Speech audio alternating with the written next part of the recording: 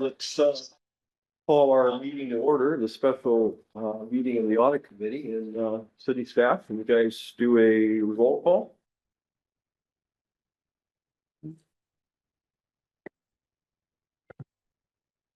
Committee member Moore, Present. Vice Chair Mohan, Here. Chair Schmidt, Here. Committee member. Okay, yeah, we only have 4 members now, a short one, which I hope we will be able to have that addition soon. But we've got a quorum, so let us get started. Always funny to see the orders of the day, so I like commenting on those. I don't see any that we have, so we're skipping that one and on to the approval of minutes. Have we all had a chance to read the draft? I have one change, which was to refer to the previous meeting as November 24th, 2020, or 27th, which It's actually November 25th. We was went the back. 25th. Okay, yeah, whatever our date was in November is, you got correct that. That was my comment. I guess we have a member of the public. Yes, Welcome. sorry, but members of the public sit against. Oh. Sorry. Okay. Thank you. Welcome. So should we have a motion to approve the minutes as corrected? I move to approve the minutes. Moore, second. Okay, we've got a motion, no more, we're all happy with it, so motion unanimous. Well, yeah, all in favor, aye. How can I forget to take the vote? Let's take them. All in favor, Yeah. express aye. All right, we unanimously pass. Oh, sorry. Pardon, do we need to make sure that the modification is in that? Does that need to be in the motion? Yeah, it was, I think I Did- made a friendly, we're kind of informal, so I made the motion as corrected Motion is corrected. by Okay. our discussion. Very good. Okay, and Thanks. second, right? Aye. Vice Mayor, we're all in favor? Yes. Unanimously Aye. passed. All right, we're just making lots of, well, now we have the chance for oral communications. If there are any from the public. You want to make any? No? Okay. So, sure. Then we will pass on to the major topic that we have, the Baker Tilly budget format review. And I'd like to welcome Baker Tilly. And you guys make some introductions, but maybe staff has some comments or something first to introduce the topic. I can go over it briefly. So as you may be aware, our budget manager left for an opportunity at Altos Hills. But there were some things we wanted to move forward with, budgets and formatting things we wanted to look at. We consistently heard the budget document is too big. And so that there may be good information in there, but it's difficult to kind of get to it. One, and then 2, we wanted to also take an opportunity to revisit performance measures. The performance measures were added to our budget, I want to say around 14-15, fiscal year 15-16. And at that point in time, we actually got with a group of Stanford graduate students who did this as one of their projects. And so they helped develop the first version of performance measures, but it's been about 10 years and the departments kind of we've seen them struggle with the departments in terms of like, why are these here? Why am I using these? And so we thought it'd be a good opportunity to take a kind of holistic look at those measures and kind of from a third-party view of our budget and our performance measures, get some feedback on the areas we might improve on. And with our budget manager being vacant, we brought in Baker Tilly to continue that work due to the vacancy. Very good. And we have Steve Tolaire with Baker Tilly. He'll take you through a presentation. There you go.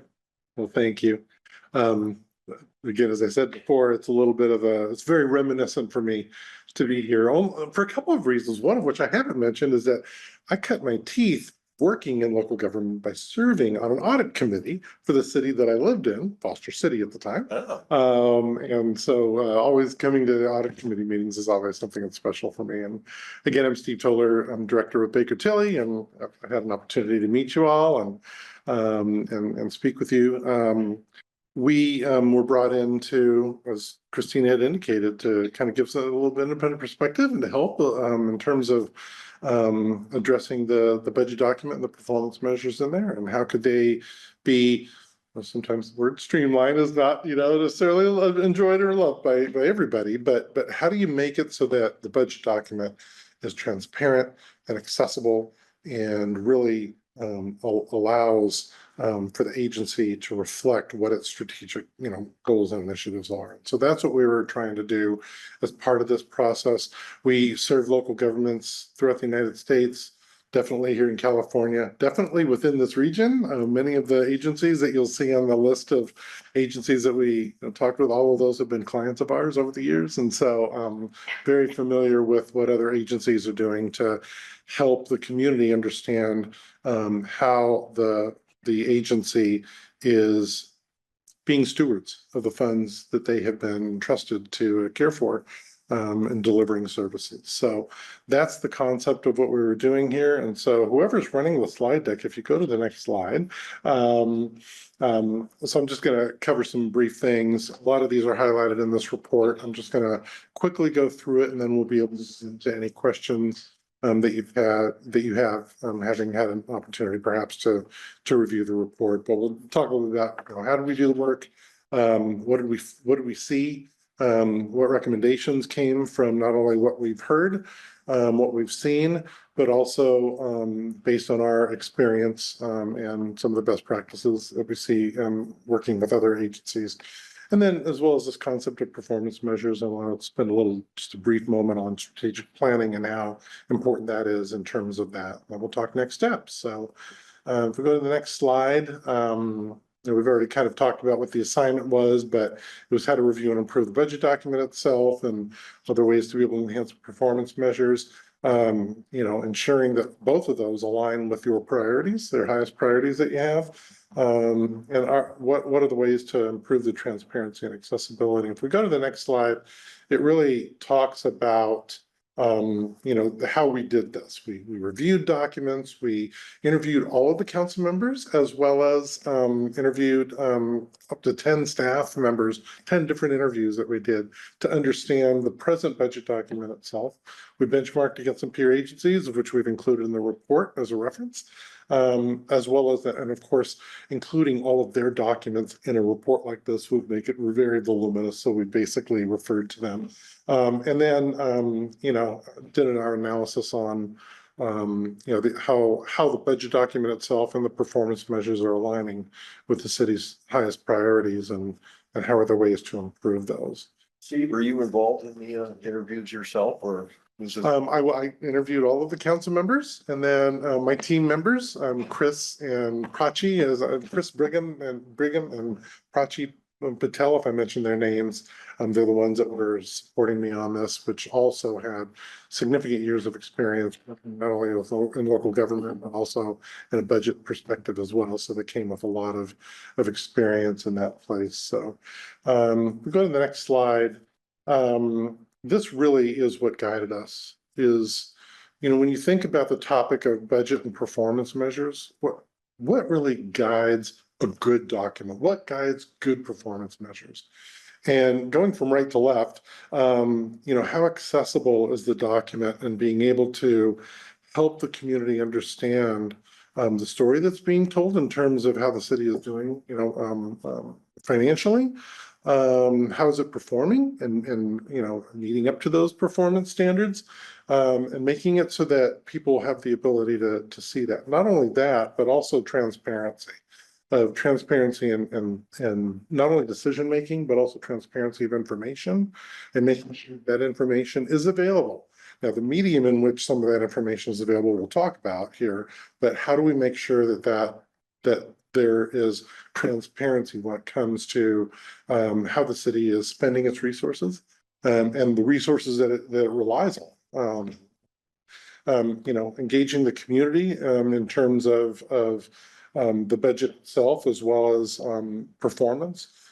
Clearly, fiscal stewardship has to be a guiding principle in anything that we're talking about in terms of protecting the resources upon which the city has been charged to deliver its services. And then also, this concept of strategic alignment is so important. And the budget should speak to what the priorities are.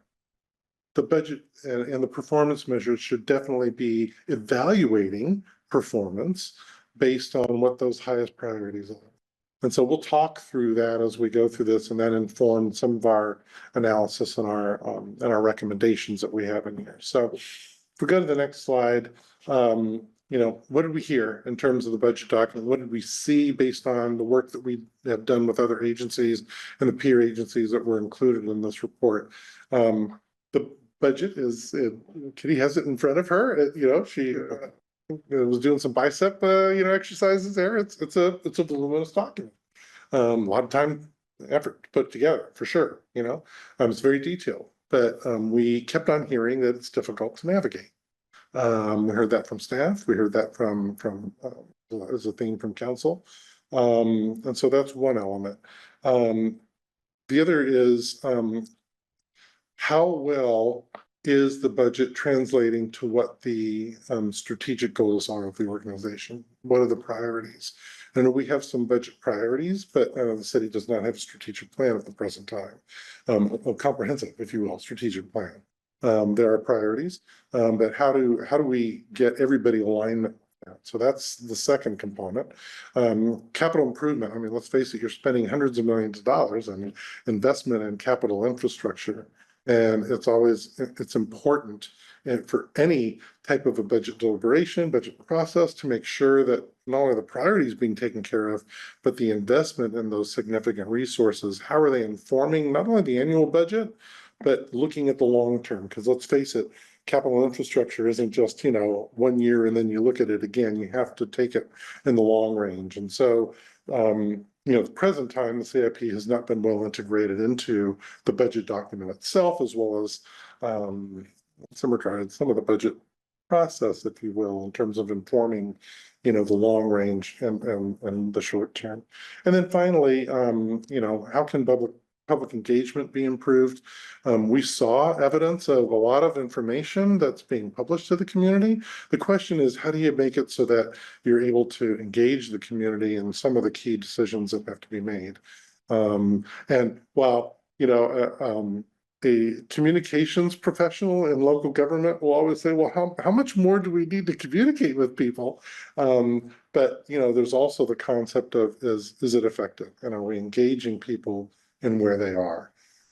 In some regards, you can't force people to want to come in, and like you all do, not only council members, but also and the public, in terms of being excited about, budget and finance type stuff. It's not as interesting sometimes as some of the other topics that we deal with, but still, let's face it, you can't do all the other stuff without dedicating the resources necessary to get those things done. And that's where the finances come in, right? So we're all singing from the same page in terms of that importance. So those were some observations that we saw in the budget document. And so how did that translate then into our recommendations? Next slide. Really in 5 areas. And you'll see in throughout our report that we had, total 32 different recommendations, and I'm trying to summarize them high level of what we were trying to get to. The first concept is, how do we improve readability and streamline the structure? And we've made some recommendations in that area in terms of trying to, again, make it more accessible to the community and those that would read this document to understand, oh, I get it. This is what the city's spending its money on.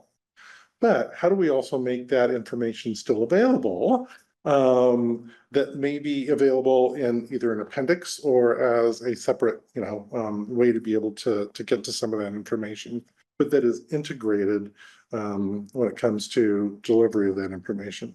We didn't go into a lot of detail about, whether it should be all paper, whether it should be all digital. We know that a lot of people are accessing information online and digitally. And so I think that there's an opportunity to be able to take a document, not like ours, like the budget document here, and really integrate it in an online fashion, especially given the investment that you've made in tools like OpenGov to be able to get into some of the details and be able to see a lot of that information that can be done on an online version of the budget that gets you hyperlinked straight into getting to see a lot of that information. So there's opportunities there to do that. The second area is in the area of the department presentation. It's that's what is creating volume that we're seeing, in the document. It is typically not common for a city that's as of the size of Cupertino to have the level of detail that's in there. It's not that you're not wanting to provide that information to the community to be able to get to it. The question is, how granular do you want a budget document to get to still make it accessible, to be able to tell the story about how the agency is doing financially and what it's spending its resources on. And each to a person. I mean, there's, 6 of 8 of us in this room. We all have different levels that we expect, right? The question becomes, how do you make it so that it's inviting enough so that the majority of stakeholders can get to it, but also provide the information in another form or in another way so that they are still able, those that are really interested in this stuff can really get into it and see a little bit more of the detail on that. And so we have some recommendations. We'll go through those. Capital planning, the CIP has to be integrated as part of the budget document itself. It has to be an integral part of the discussions. And I know that you're having conversations about CIP, but when it comes to the 5-year plan that ends up then, informing council's choices and decisions about what to invest in for the capital infrastructure, that needs to be all integrated within one document. But public engagement, is ways, we have some thoughts in there in terms of how to engage the community a little bit more. And, really keep an eye towards transparency and making sure that they're getting the information that they need to be informed about, the key decisions that you're making. And then finally, to the point of making those key decisions, what is the strategic priorities? Now, you have a strategic priorities section of the budget. We understood that. We even said that in this report, right? We acknowledge that, and that's great. The question becomes, to what extent is it a comprehensive strategic plan that really speaks to all of the different priorities and the key priorities that the city is moving forward with? And we think that there's an opportunity here, especially now that you have, your council's now been seated. You have an opportunity to be able to come together and make some decisions about where the priorities and the vision is of where Cupertino is going to be in the future. That should then inform the budget process. So that's on the budget document itself. When it comes to the performance measures, 4 things, next slide, sorry, that we heard there is, well, a few things.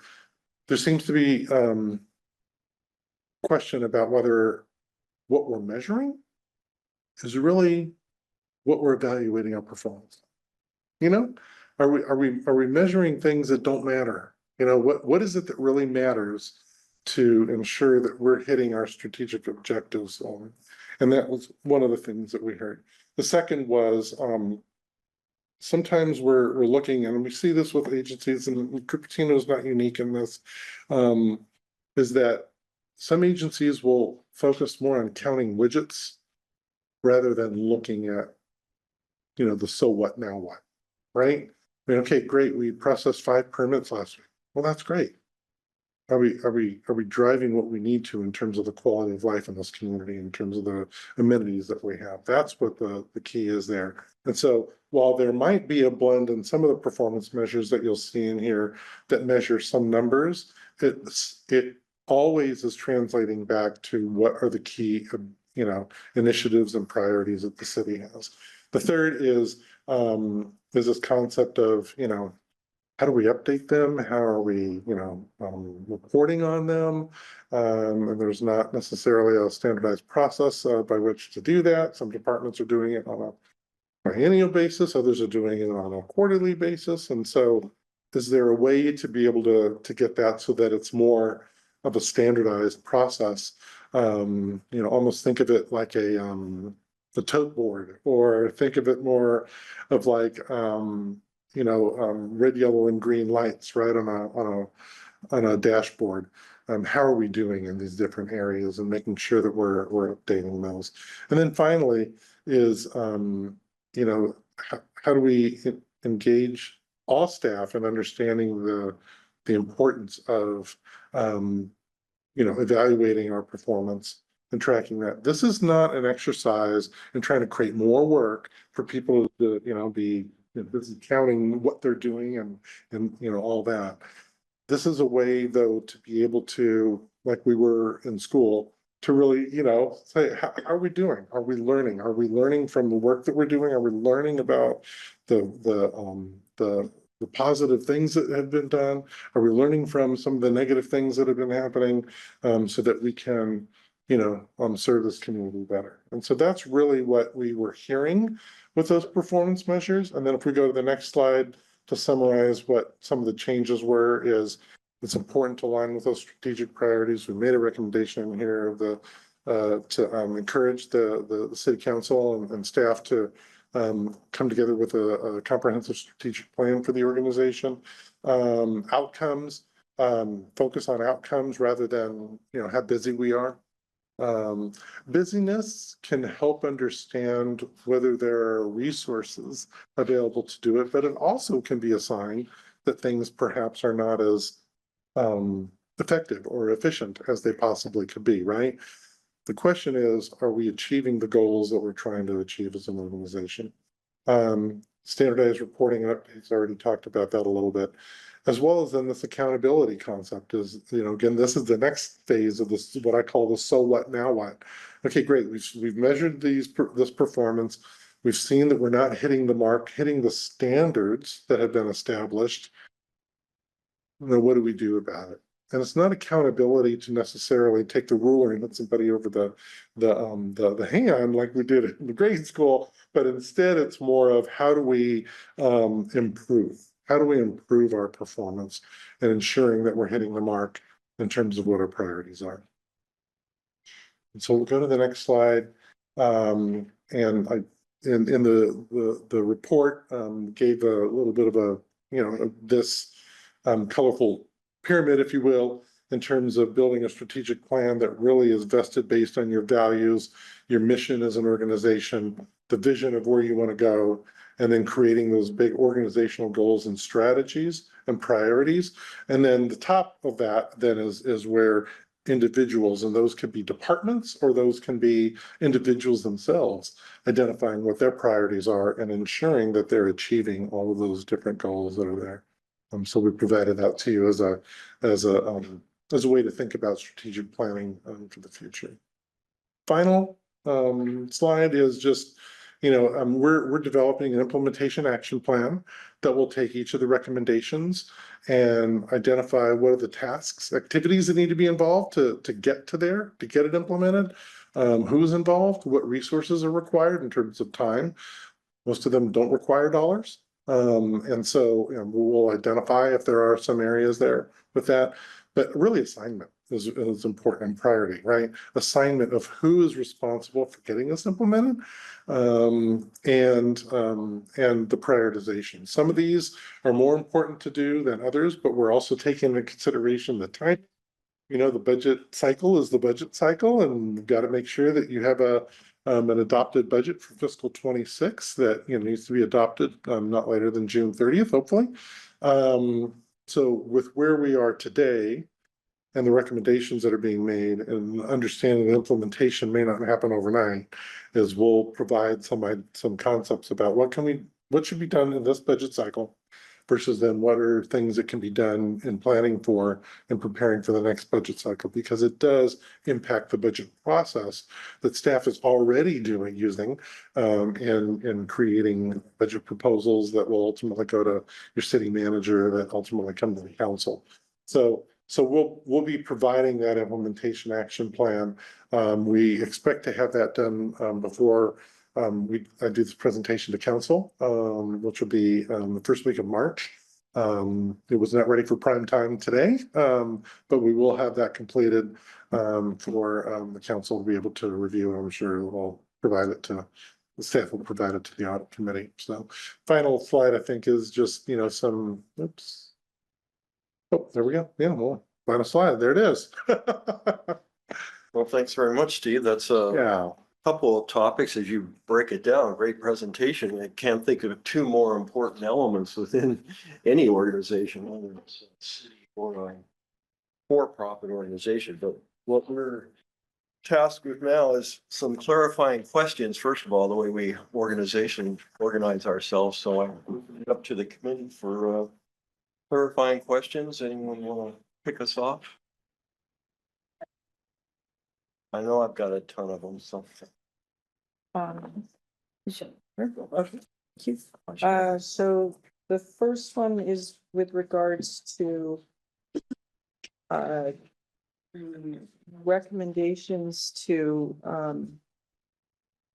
between pages 23 to 29. To, for example, under Public Works, move everything into a summary in the overview, pretty much. So sustainability, resource recovery, various buildings, city hall maintenance. There's a lot, and that. There is a lot. So what is, so when I look at Public Works now, I'm able to look at each facilities and get lots of information.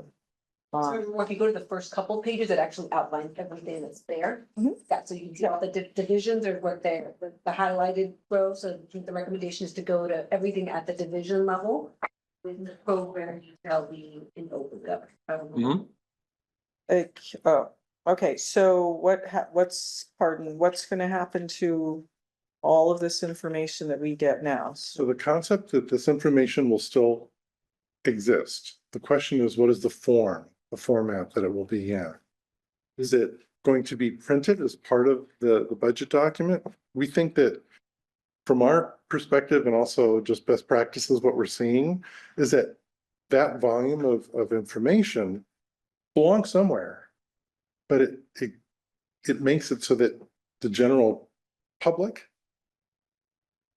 will get mired into the details and won't be able to see the big picture of really what the community is doing, what the agency is doing. So what we recommended is that the overview, which we actually in the narrative, we talked about that on page, let's see, report page 18 and 19 about how the department sections would be reorganized, and that the description of the department, the org structure, the personnel summary of the key priorities, and then revenue and expenditure appropriations by division or program would still be there. But what it does is that with the department narrative and the overview of the department, it talks about, our department is responsible for doing all of these different things. And here are the key initiatives that we're focused on and we're working on to help be able to tell that story a little bit more concisely from a budget perspective. But when it comes to then you as a council member wanting to understand, what are we spending on library? What are we spending on road maintenance? That detail is going to be available to you and provided to you. It's just, it doesn't get involved. It doesn't get into the form of the full document itself. It can be in an appendix, or it can be leveraged through the investment that you have in OpenGov to be able to access that information. Okay, so I'm not a fan of OpenGov, so I don't like being directed there, so that to me is a kind of a non-starter. So I'm not entirely sure that your answer is letting me know about this page, even if this is still going to exist, the department overview page. But it looks like these things are going to be summarized in overview, and I could take that to mean you're going to have some new category called miscellaneous, for lack of a better word. Or does this mean that these are red lines? So these are new things. So environmental programs then is going to cover resource recovery, Yes. perhaps storm drain. I won't know what those environmental programs are. I'm going to be given a lump sum number without knowing the detail of what's under it. If I want to find that detail, I'm going to need to go on a complex information chase to try to hunt it down rather than having it in this book. And for people who actually have been going through the book, you're making it harder for us with this suggestion.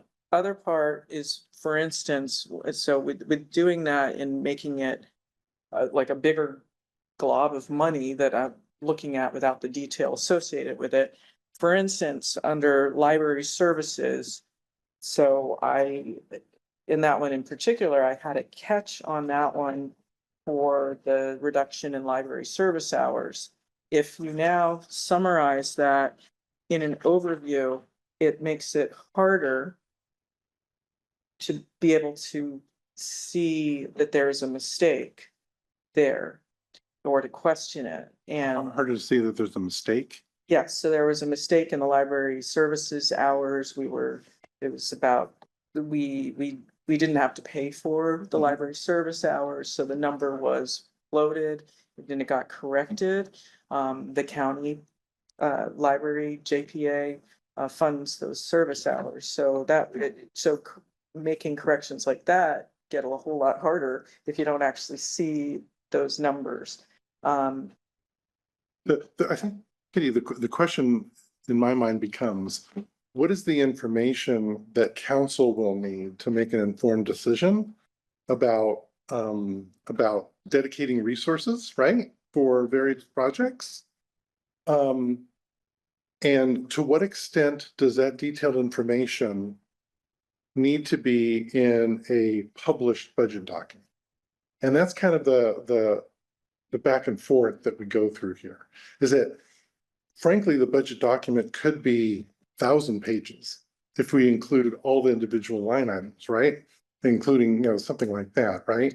But to what extent is the right blend of information that allows the budget reader to see that versus a decision maker to make an informed decision? So there might be more details that the council could need. But what we're doing is we're trying to say from a budget document perspective and the final document itself, question is how much really detail needs to be in there? And we have some competing issues because we're the audit committee looking at the budget document. Yeah. And we need to, frankly, I'd like us to be able to audit some of these budget units and see if what went into them was actually accurate, and having a summation of the information to me makes it harder for us to do our jobs here. Okay. So there's that issue, and I'll let someone else ask some questions for a while, run around. I can make one comment to that. So the audit committee has purview under budget format. They're the audit committee, not because they audit city documents, but the internal auditors and our external auditors and see audit reports from both of those sources. So currently within the duties and responsibilities of audit, it's maintaining those, looking at the quarterly reports in addition to budget format, just what we're discussing today. Thank you. And that's part of the issue with our audit committee is that the council has not given us enough authority to really be audited. Okay, yeah, I think it's good that we maybe go around the table for questions. Have any that you'd like to kick off? Sure. I think we've been, so the groups of, I guess, readers of the budget document. We're talking about the public, which needs or sort of user-friendly document, and then we're talking about decision makers, which need the details. So I guess the challenge for anyone who comes up with a budget format is how could we reconcile both? Yeah. And long ago, maybe I talked to you, Christina. In many jurisdictions, there is the what's this budget called? Not the final one. The proposed budget. Proposed budget has all the details, and then when the approved budget, the final budget, becomes a sort of abbreviated version of the proposed budget. So the final budget or the approved or the final budget. Yeah. The adopted budget, if you will, right? So what The adopted budget, right? the adopted budget would be more streamlined and basically would contain the decisions that the council made during the budget approval process. Mm. So if you wanted more details, you would go to the proposed budget. If you just wanted an overview or a more friendly version, you'd go to the final budget. Uh, I mean, that's one, Yeah, it's a good distinction of how you could handle getting the detail that you need to make the decision to get to the adopted budget, and then a final document itself, which would be, yeah, a little less voluminous, more focused on, you know, what the final amounts are, right? right, and basically, display the changes that have happened in the interim. Mhm. And the changes would be decisions that were made Sure. at the open. Yeah. council. I want, one thing I want to be very clear about is that we're not recommending that we get rid of the detailed chart of accounts, a detailed line item budget that needs to be done. That's how the budget is created. It's created at a line item level, right? It's got to be done that way. Even if you go to a program-based budget, it's still got to ultimately get into, how do we account for all this stuff? So all that detail is there. The question becomes, in the document that ends up being finalized, what is that going to include? And does it include, you know, line 2100, paper clips, paper, and, you know, envelopes, or does it, or is it more at the higher level? And what we're trying to get at here, and what our recommendation is, and what we see with other agencies, is when they're producing a budget document, that detail is still available, but it's not a part and included in the actual document itself, and in the base document itself. Could it be as an appendix? Sure. I mean, we did that in the agency that I worked with up on the peninsula there. We used to have line item detail in the budget, but it became so voluminous that, you know, council ultimately said, this is way too much information. We want it. We want to be able to see, you know, what we're budgeting for tree maintenance versus library services versus whatever. But when we're trying to understand ultimately, you know, what is the total amount that we're trying to, you know, provide for these types of services, it was more summarized. So we got rid of the line item detail, we put it as an appendix that was available, but it was not part of the final budget document. That's just one example. And I think you see that with some of the other agencies that we looked at their budget documents as well, and how they were doing it. Yes, that's, Did that get your question? that did, can I?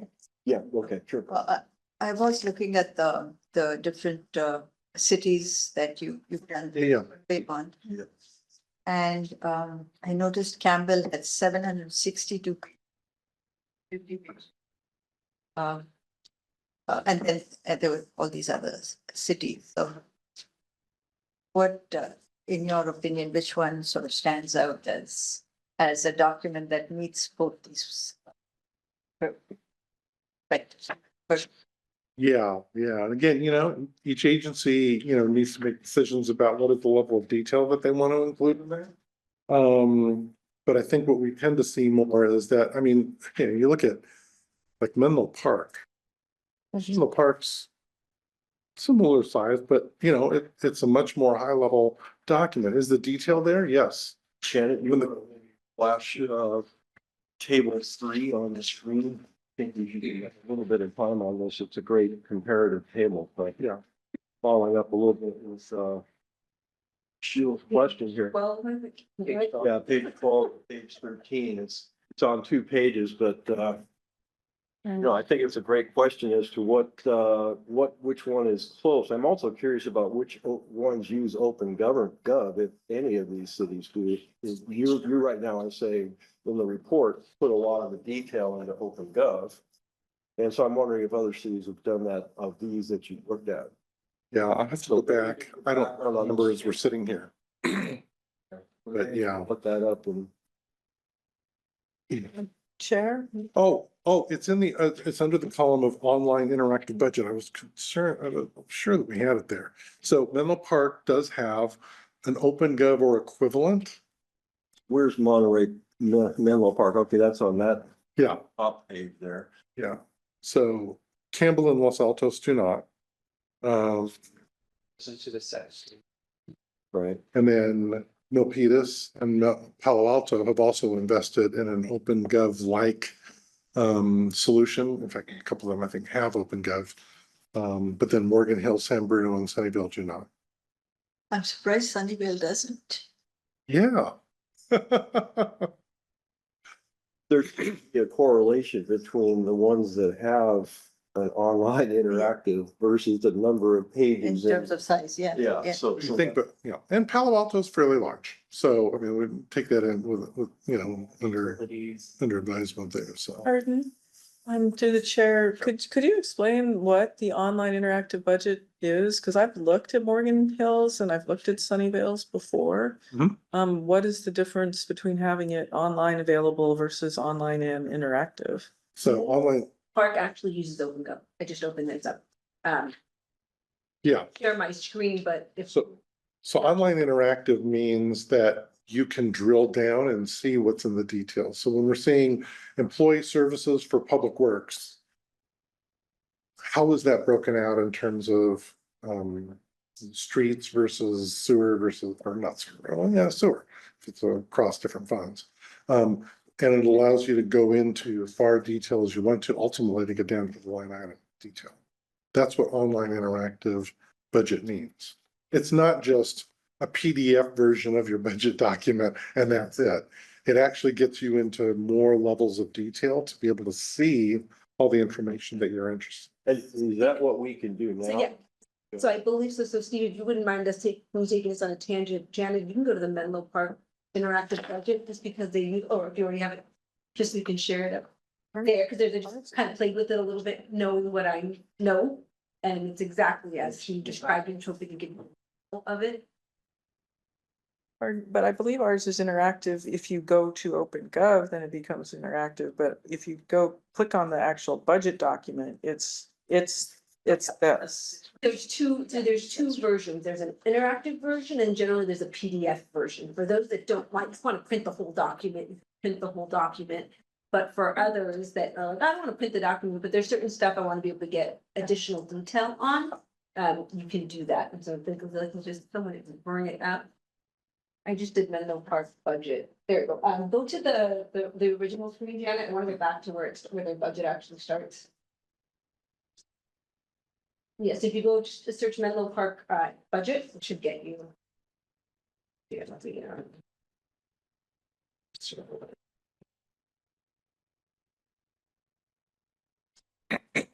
Also just sent you, okay, see, it says Online. there's a PDF that you can publish.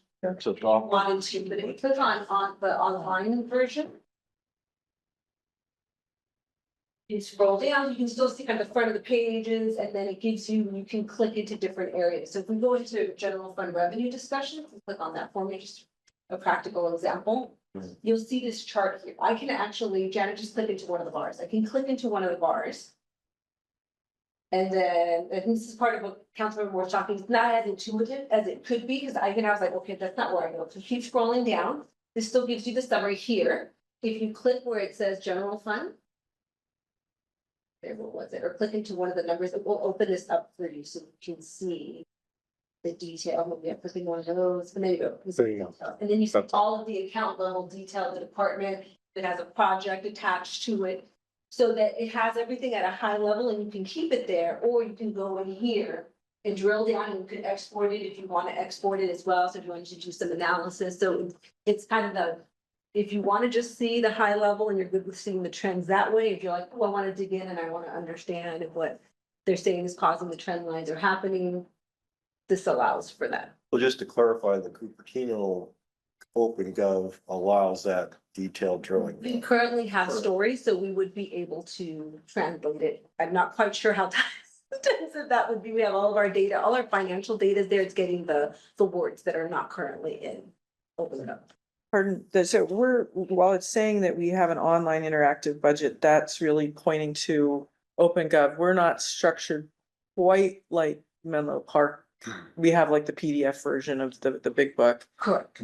Also with the hard copy budget, these guys are all saying yes, but to me, that means that we have all these books available for anybody in the city that wants to have the big book. Yeah, we have very limited due to budget reductions. That was one of our line items that we reduced. So I think most of our department heads don't get one. I get one because I physically touch the book almost on a daily basis.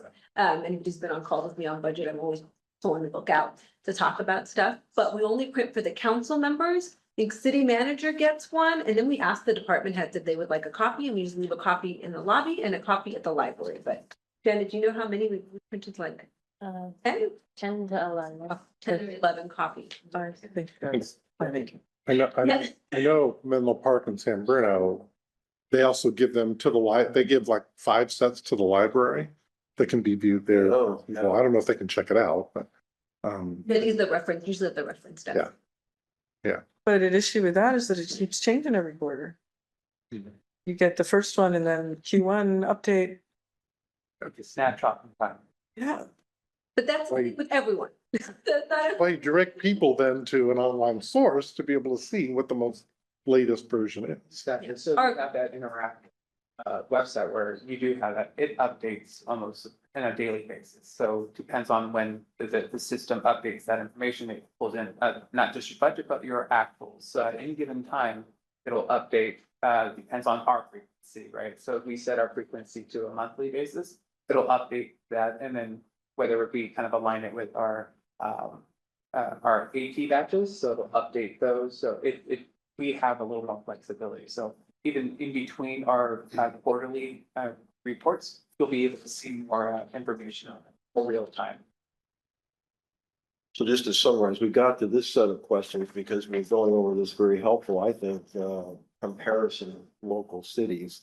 And so one of my takeaways here is this online interactive budget column. It's not necessarily OpenGov, but it seems to be related to the number of pages that we have over on the left side of the chart. Any other big high level takeaways from this chart that There's also another one is the correlation about, what people's perception of what the GFOA award really requires.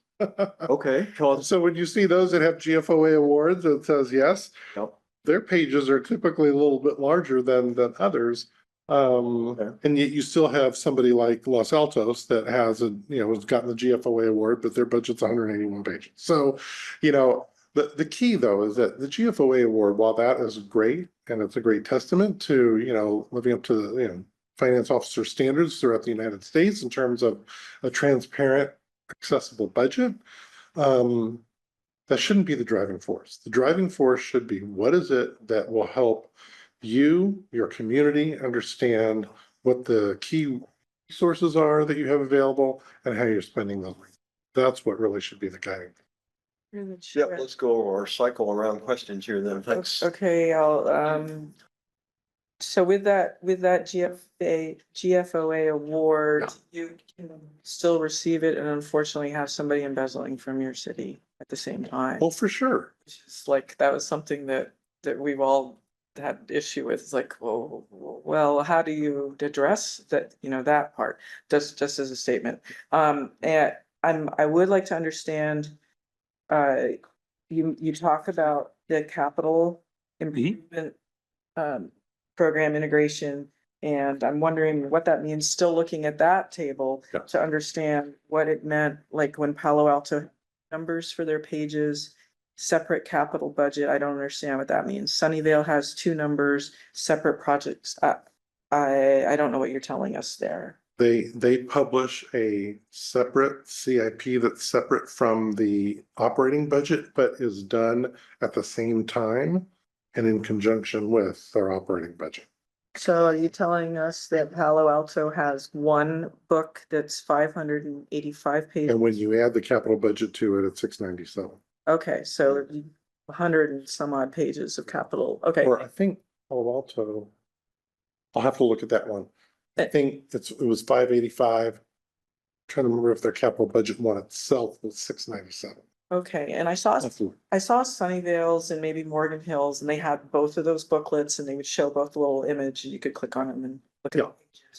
Yeah. And as a council, we've kind of struggled with what actually counts as a capital improvement versus a Mm. program item sometimes. And I could see looking at other cities that there were some issues with theirs and the definition, what really fits where. Sometimes that's a problem, but it looks like your suggestion is that we would, well, what would look different if we do this integration? What's different from what we're doing now? And there's a couple of ways. Previously, prior to, I want to say prior to COVID, we used to print, the books were companions to each other. The budget would print with the CIP. Due to staff turnover and resource issues, the CIP was delayed in being printed for a few years, and it got stopped and it restarted. And so as we needed to print a budget, we have a requirement to print a budget. We could not wait for them to put a CIP together. And so since then, it's kind of stayed disjointed with the public works team that does the CIP, where we're like, do you have a book you want to publish at the same time? And if they don't, we go, we have to move, we give them our publishing deadline and have it, we'll put it together. We don't want to be publishing our budget so late, but historically they were two separate documents, but they printed together, and the budget book had a call out to the CIP so that you knew they existed, and they would be on our website, two separate documents, the budget book and the CIP. And it looks like most of the cities do that. If we were to change our format, and usually it becomes like when it comes to bounding the books, there's only so much. I think we're about at max capacity at the current book. So we couldn't put them together, but they always printed together. They were two separate documents. We would have print at the same time, make available at the same time.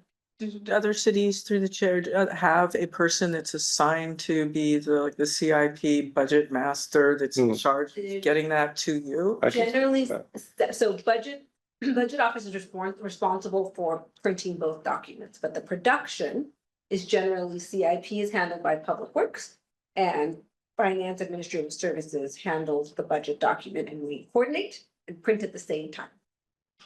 But I will tell you that collaboration is the best approach. And where we've seen success in terms of ensuring that good, well-informed decisions are being made, not only from a capital perspective, but also an operating perspective, because the whole concept about, okay, well, great, Public Works is going to be over here and they're going to be, going into their cave and developing this, this capital improvement plan. If it's totally separated from the concept about what are we investing in terms of people to maintain streets versus this, most public works aren't going to do that. But when you have a disjointed process like that, it makes it difficult. And so where I agree with Christina that public works needs to be, and we even said that in here for Cupertino, is that public works and engineering need to be on the front edge of creating that document.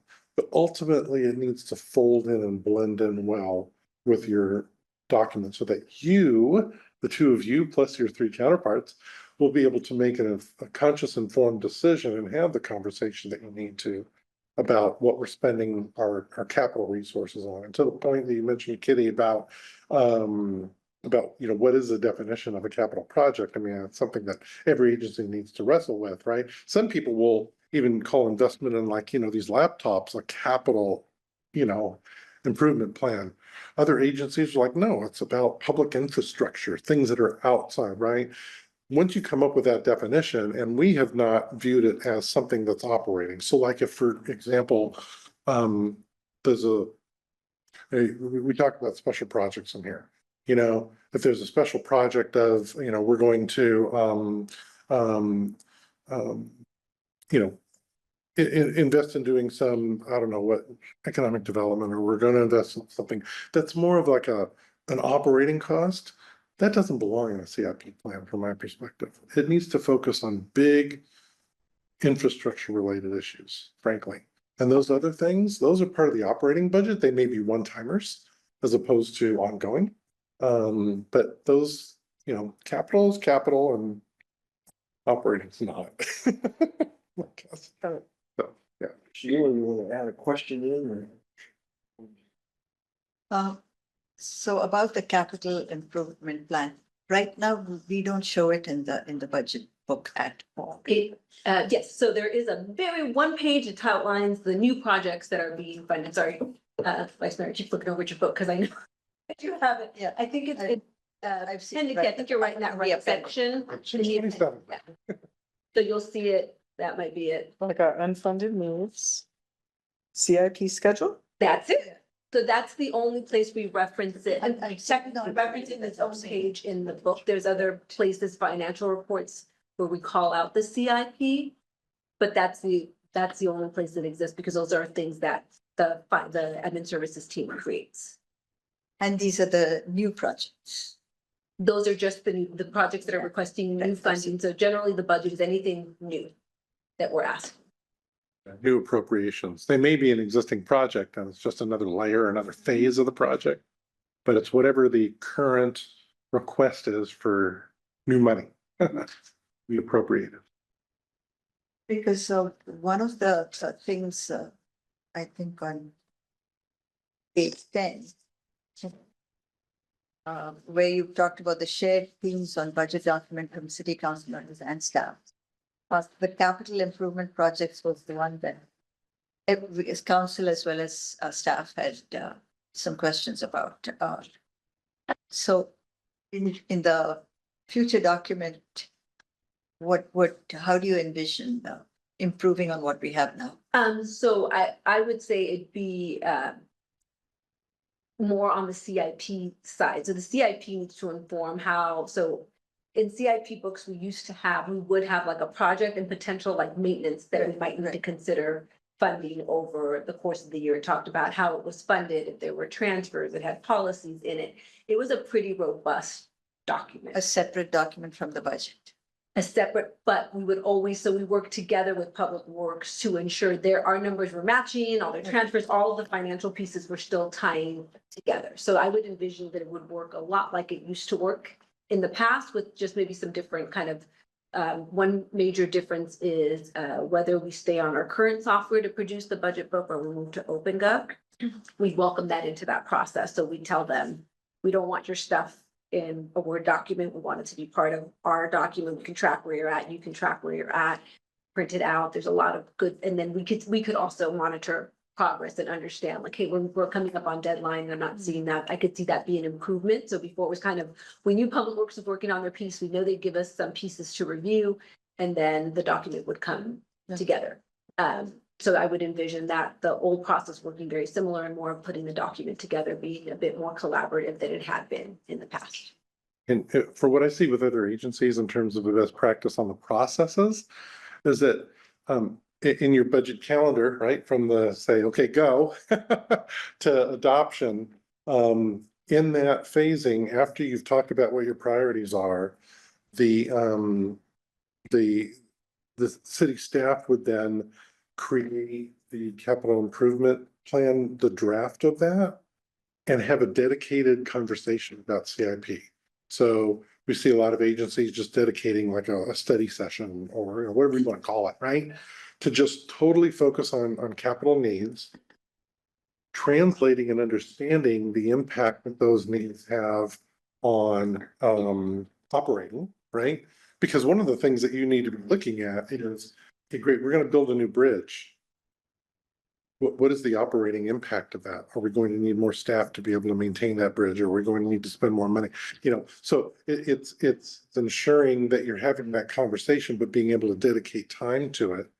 And then after you've provided your direction about the different projects on the sequencing and the prioritization of those, it's informing the development of the operating budget that ultimately, as Christina indicated, is in this budget document here, which is saying this is the current year's appropriations, but it's informed by the long range, by the long term.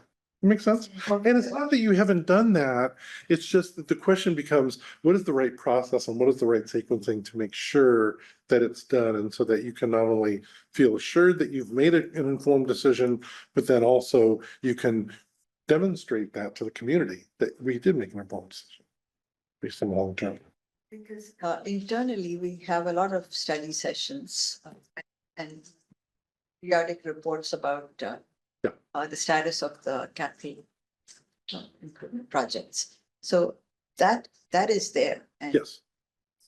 so it's not like we are not in the know, but it doesn't really get included in the form that we're used to in the Not in the budget, form. because it is such a significant part of the.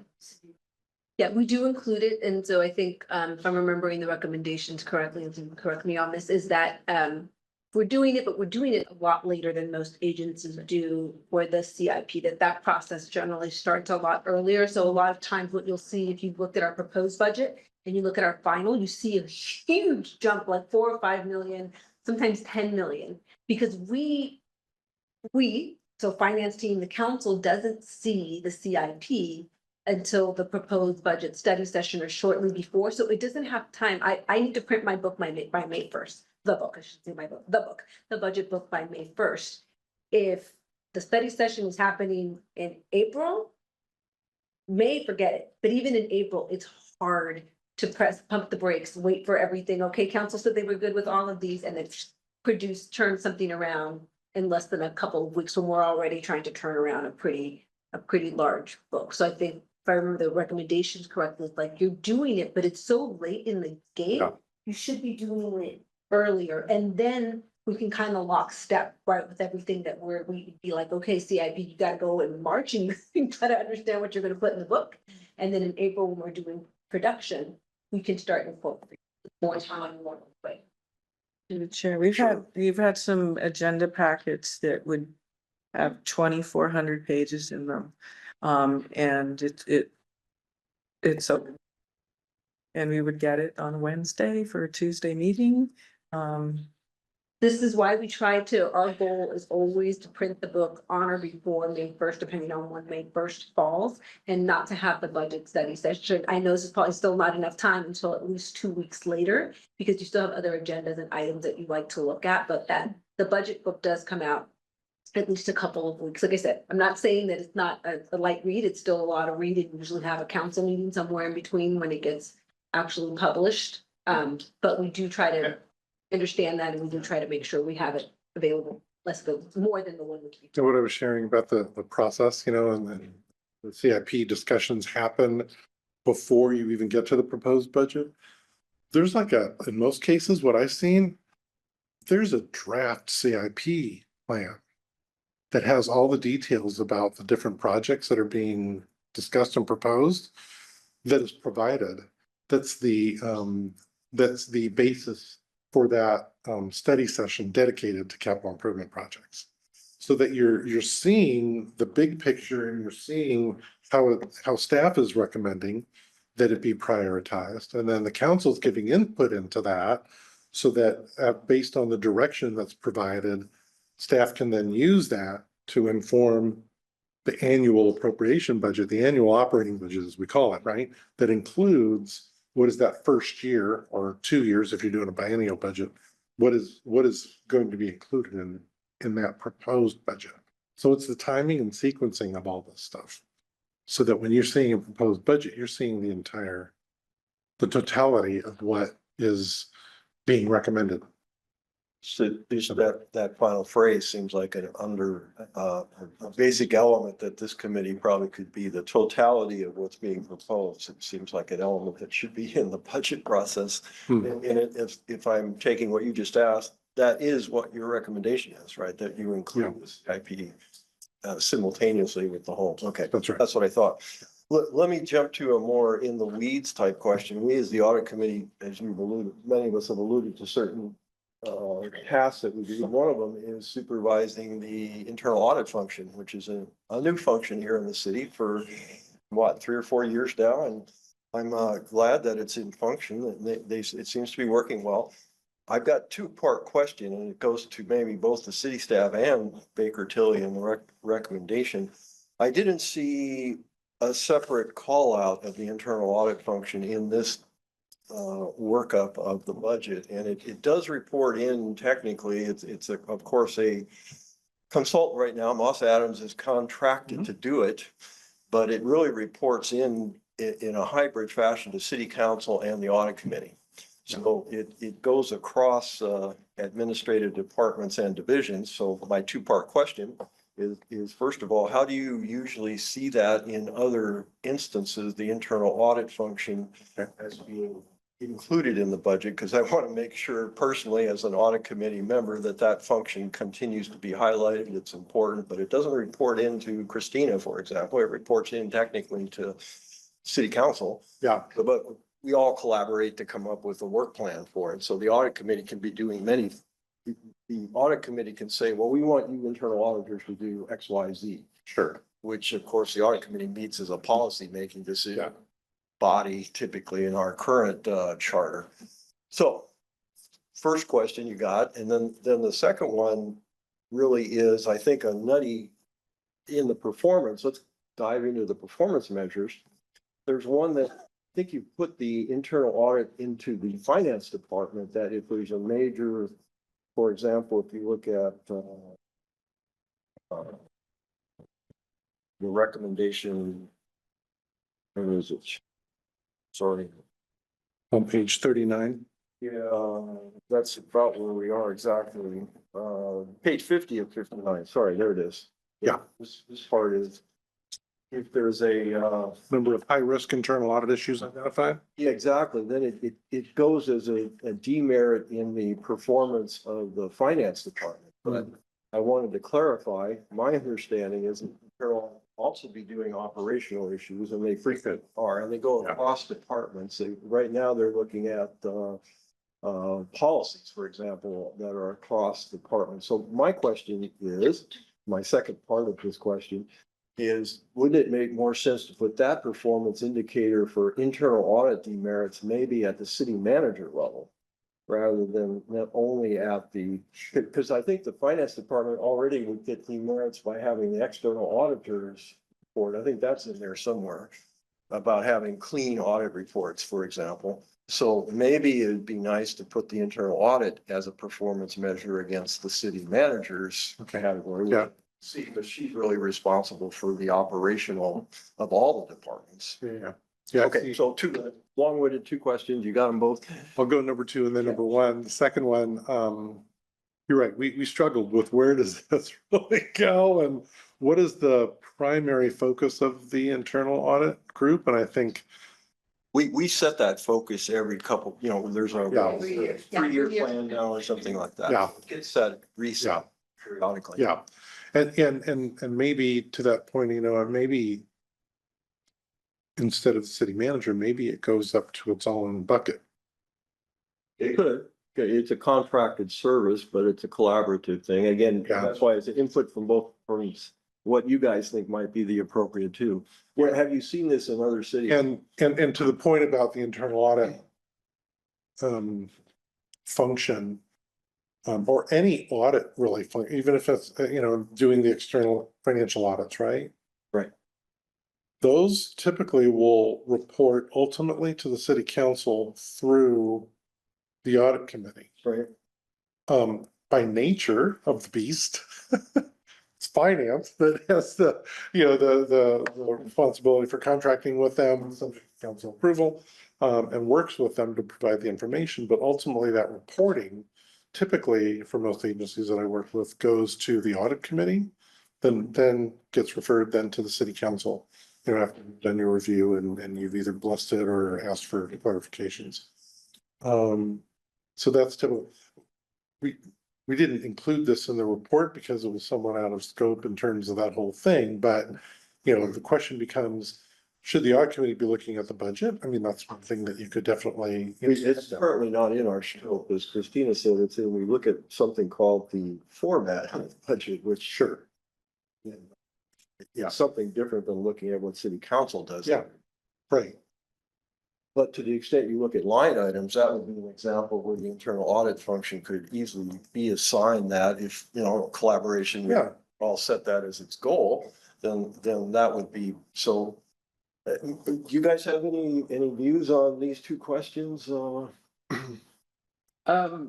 my perspective, I understand why we would have a harder time kind of being where the internal audit is really playing. It's not really indicative of finance and how it kind of how it operates, because yes, you can have other departments. Cross and departments. divisions. Go ahead. But putting it across all departments, it'd be a little difficult to kind of track it. So, I'd make the argument that it should probably sit in finance, even though we don't have complete control of it.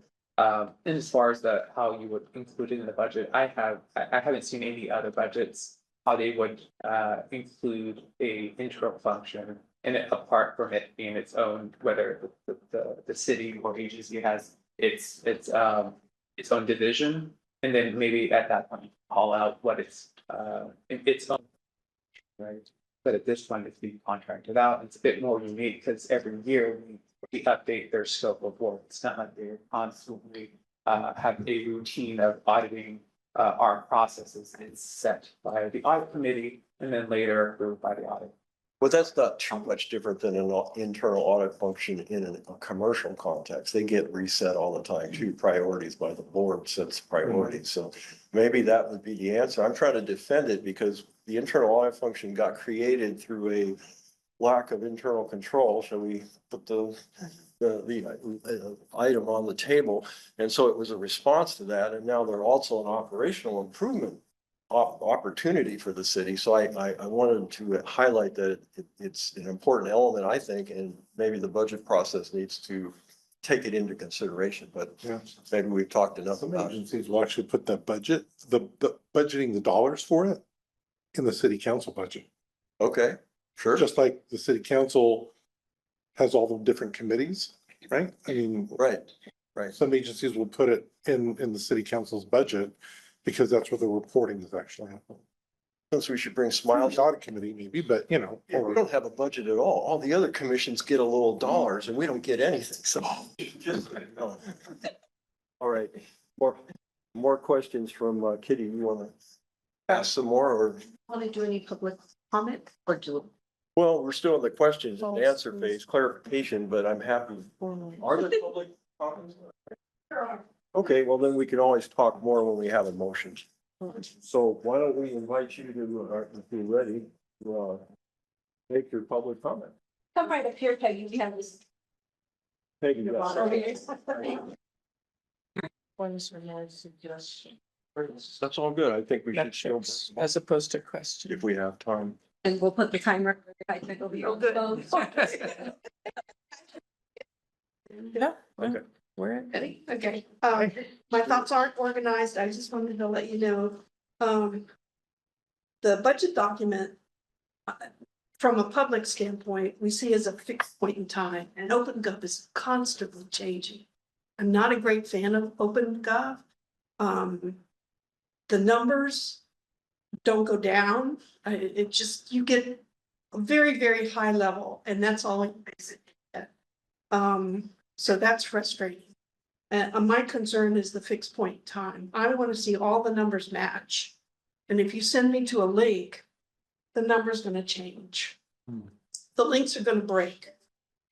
So that's my concern. The other items that I had was, I agree with the community profile part of it. The financial policies.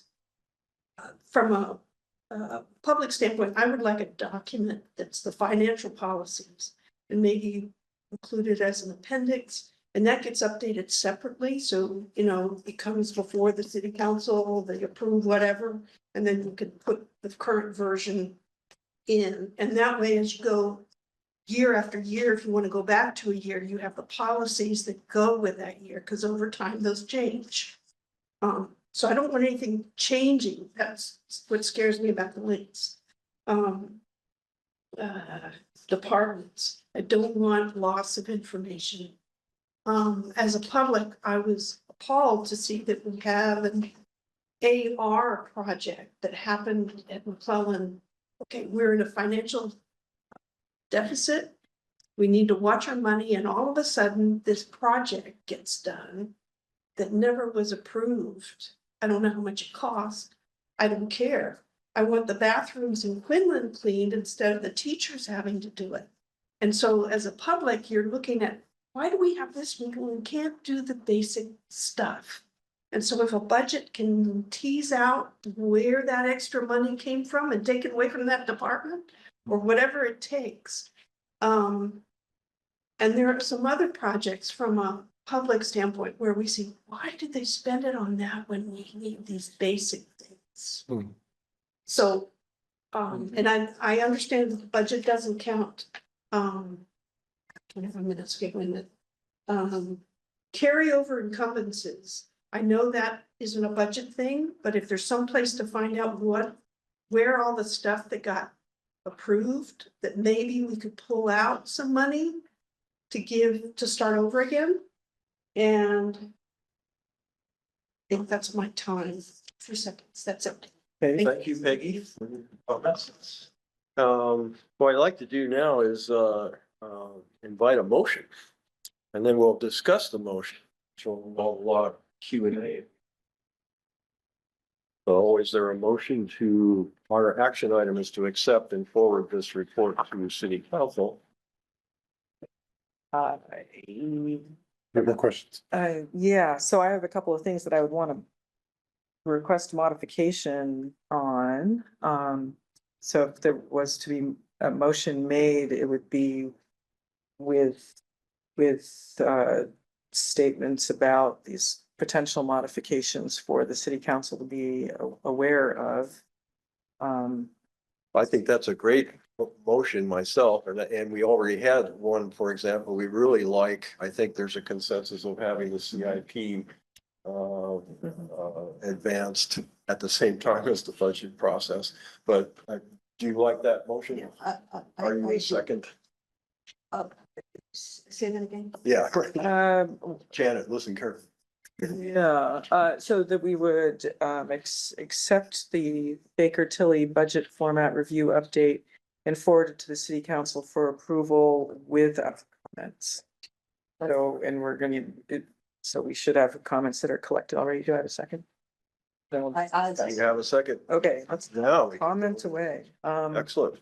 Okay, Let's discuss. so through the chair, under performance measures for economic development, I think this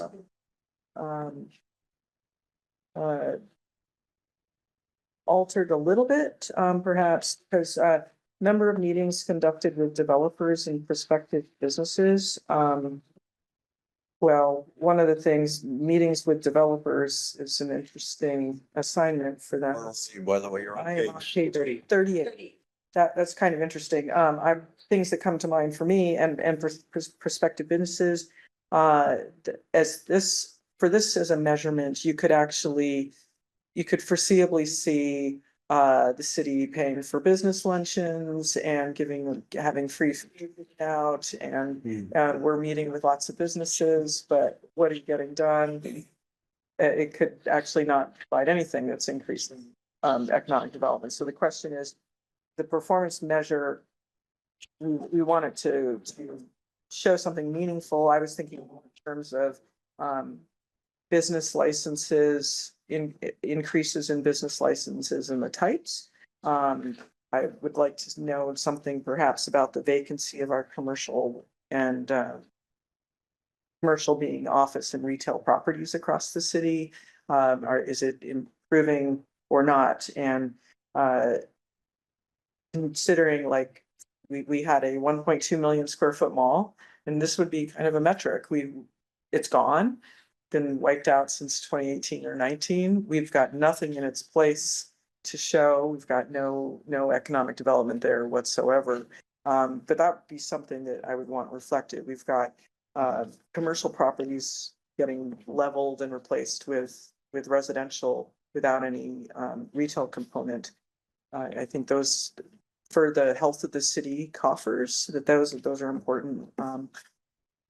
And then I wonder because you've got some more comments, I wonder how we can work this into our motion discussion. I mean, some of these rise to we can have consensus and some go to. they might not. Right, well, we may not be able to get to them all in the right, do the detail that's appropriate, but is there something like a give and take with the Public Works Department where it sounds like these are coming under that? This was economic development, and how do you So economic measure development. Okay, economic development? Okay, so maybe that's the general question. the subsets that, Can I respond to that? Because Yeah, we went round and around on this even as late as Friday, right, Jonathan? About what is the measure? You know, on one hand, I'm with you, Kitty, I get it, you know, I mean, ultimately, it's about what can we show for it, right? On the other hand, there, as you know, with econ dev, there's a lot of things that are outside of your control as a city, right? I mean, you can talk with agencies, you can, you know, have a percentage of, you know, percentage of meetings that actually came to fruition with the project, which was actually a draft point that we had. But there's a lot of things that are outside of the control. So the question becomes, how best to measure those outcomes. I like the concept of the business licenses, you know, understanding that there's still going to be some, you know, that. But what you could measure from that perspective, for example, would be percentage of new business licenses based on economic development initiatives. Something like that. what about like tourism? Super Bowl is coming next year. Is there some metric about attracting hotel patrons for the Super Bowl? There would, with or the question, anything? will that stand the test of time here in Cupertino? No, but you could have a basic tourism thing like Sure. wineries, hotels, restaurants. We're becoming very well known for our restaurants. Is there something, any metric out there to show that? Yeah, and the question becomes, what is, you know, thinking about it again from a priority perspective, what is it that we're really trying to not measure? What are we trying to evaluate in terms of, is the city hitting the mark? What, and who are we trying? And that's why, you know, again, we look at the strategic planning component. I get that there are measures that you can use for each one of those issues. The question becomes, what is really the goal of Cupertino? What are we trying to do as it relates to economic development, business, you know, the business environment here? And then from that, how can we then create some outcomes and standards that we expect to be hit from those? So are there different measures? Yes, there are some different measures like you're talking about. You know, if I was talking with Santa Cruz, or in some regards, even Scotts Valley or Capitola, I'd have a different set of things from an economic development perspective because of the character and nature of who they are and that they rely significantly on travel and tourism. Here, it has not historically been that as much, right? You know, so are there measures that could be added? Sure, absolutely. The question is, what are we trying to do in terms of the test of time? Is it we're trying to attract people to come and eat here, you know, shop here, right? And if that's the case, then we create some of those measures of, you know, percentage growth of sales tax generated by restaurants. That's one. You know, business licenses, number of business licenses, and the growth of the number of business licenses. can I interpose a question while Kitty's Yeah. gonna have some more for you? How do other cities, we've got this list of cities, like these performance measures are some, well, the city manager sets these too in some way or buys into them.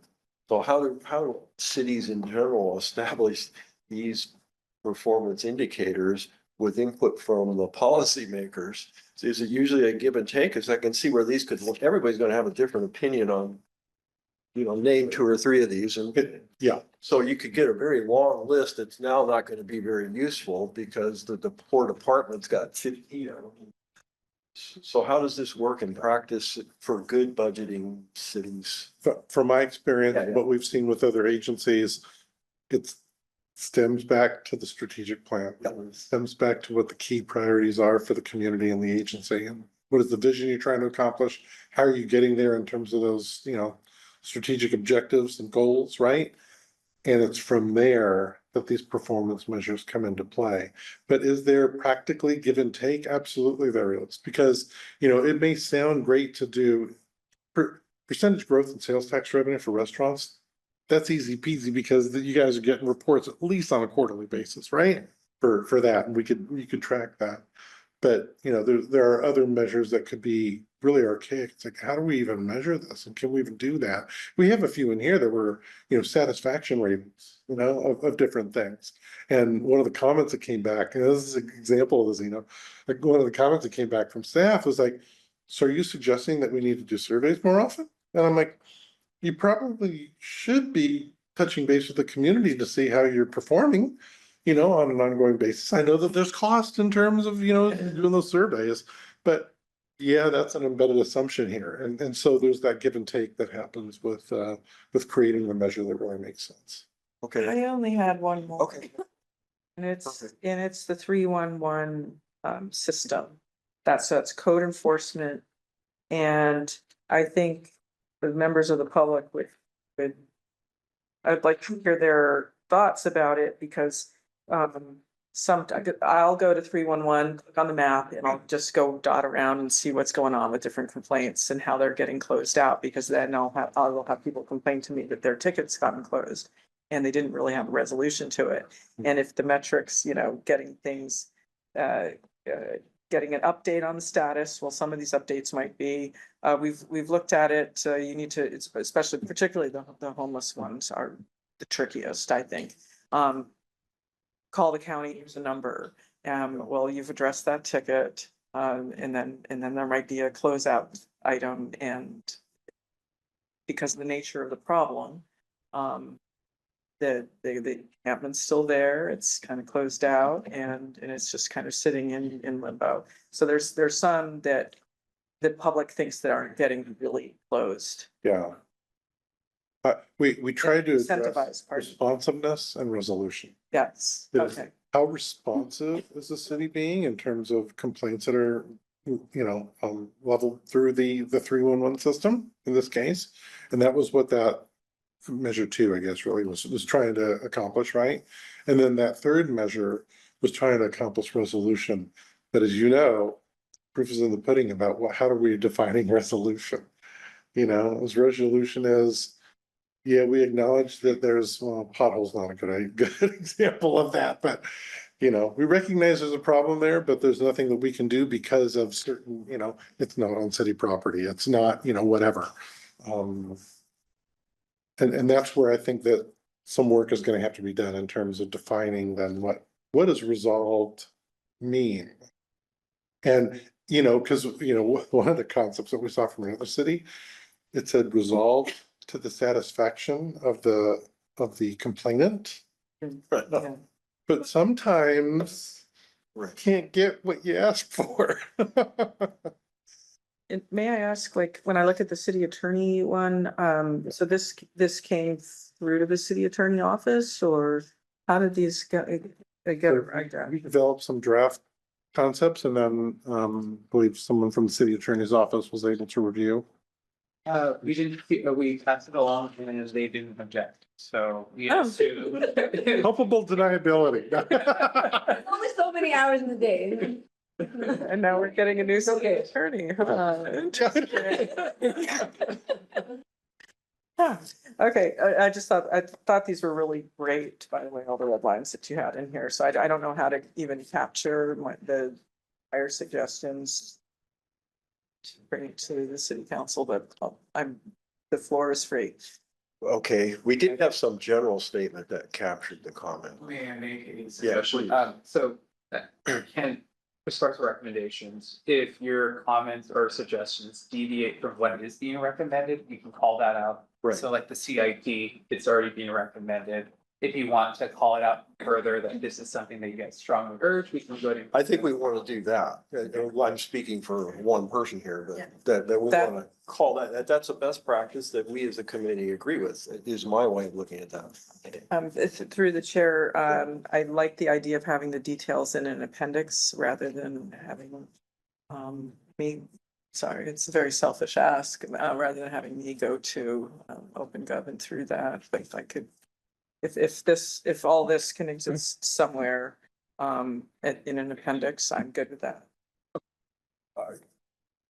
Yeah, and then now we come back to the issue of wanting to make sure your voice is heard.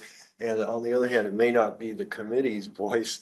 I do like the online active thing. I'm not supporting OpenGov. If that's the best choice, that's great. I have used OpenGov in prior incarnations, and like you said, it's not necessarily easy. Or I don't mean to put words in your mouth, but it does have a ton of detail, though, I discovered, and I could go into more detail than I wanted in the case that when I did look at it a few times. And so it does seem like a nice place to put it out there. My own opinion is, rather than putting it in a frozen hard document, having that level of detail in an online, being updated periodically, that's a great mechanism, the way I look at it. If you could make it user friendly, maybe that's the what you're saying is if it were user friendly, it could be much better than even this hard copy stuff. That's my, Sheila, I don't know if you have a comment on that part of this recommendation. I like the idea of a frozen document, Oh, you do? Okay. only because otherwise we will be all. And we all understand the budget to be a document at a certain point. Well, you can Right. address this, I think, because you're not saying. Well, Or you know, not free. one of the ways to address that, I'm sorry, one of the ways to address that is, again, through looking at the feature set of OpenGov, for just using that as an example. Right, To without the that, point that you also made earlier, right? Of not go to how the, do we make sure that we can still maintain the sanctity of what was originally approved? So you still have your original budget that you can compare against, right, as opposed to amended budget. Because for some people, they want to see what the original plan was. Other people are like, yeah, we understood that there was a change and we needed to add another $5 million for X, Y, Z because we didn't expect that during the time that we created the budget. So they want to see an amended budget. So people are different. And so I think ultimately what you're getting at here is how can we ensure that the budget document maintains I'm using the word sanctity, sorry, maintains the sanctity of what was originally approved by the council. And that provides and provides detail that people need to be that want to review it. And so it's agnostic about whether it's OpenGov, whether it's a hard copy, whether it's, right, PDF, whatever. So the OpenGov does separate between adopt, which is what you do in June, versus amended, which occurs over the course of the next fiscal year. So you do have that distinction. There's the other bit that it gives you action, right? So you can run reports and at any given point, you can see how the budget has increased over the course of the fiscal year. So your analysis could actually be a bit more, have a bit more depth, right? Yeah, certainly you could, if you want some static document, OpenGov should be able to provide some sort of report that can pull that information. OpenGov is quite dynamic. It's just, I guess the biggest challenge here is what I'm hearing is that user friendliness. And maybe there's something that we can do on our end to make that a bit more, both the council and the public. The councilman, sorry, Vice Mayor Moore, go, and then I have some thoughts on maybe how we can progress with this committee.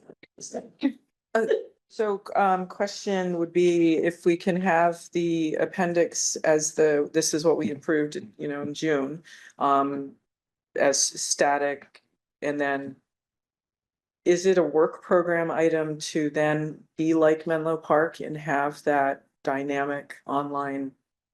Or is that something you're able to do already? A little bit of time, we have access to all the pieces. We just recently went to an OpenGov user group and we're like, oh, wow, I haven't moved to this yet, but we're in the thick of budget and down a person. So I've already told the team it's something we should look for next year to try to be able to do. So what I was kind of thinking is, and previously was to do it tonight, right? We don't have it agendized, but maybe at the next meeting, creating a subcommittee of audit.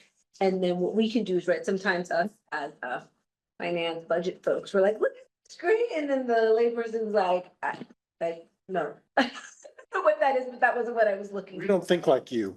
No, I know, it's unfortunate, but I think that could bridge the gap, right? So we have the subcommittee that we could run, like, hey, here's a format that we're looking at, here's how it would function. That makes sense, and we get the feedback that like, not quite there yet, maybe I want to do these two, so you can go back, and so have some iterative processes before we get to it, likely for fiscal year 26, 27. Right. But I told my team I'd like to be there for 26, 27. So I know people love OpenGov.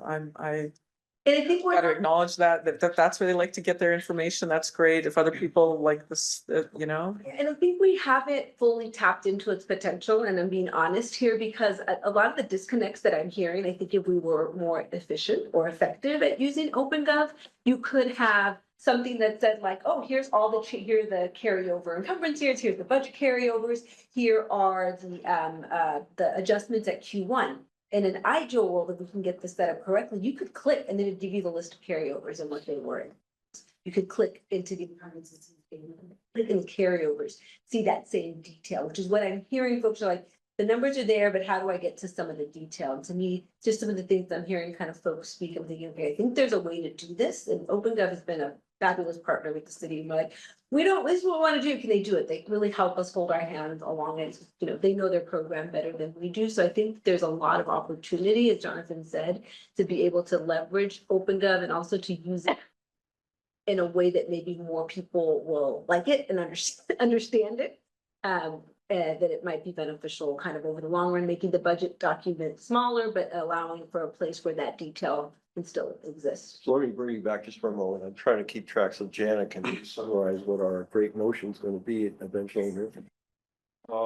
Right now, we've got the CIP one that we've all got agreement on, and now maybe, I don't mean to put words in our mouths, but it sounds like we've inched forward that if there was a use mechanism, whether hard copy or online, we think that makes sense as an appendix. Is that fair? I'd like to see these, since they're trying to pull all of these details into the overview page. If all of these details, since they're still gonna exist, can be an appendix. Are you thinking of an appendix similar to that appendix? No, it's just, I'm through the chair, I'm sorry. It just seemed like, in this It's page. the The actual divisional, pages, the program pages. divisional, I'm trying to. Yeah, where like for Public Works, everything gets moved into the overview. So it's, you're shrinking this document, but this information still, it still exists. Rather than having it, so for when we go to our approval, that we've got an appendix that has all these things there for our June approval.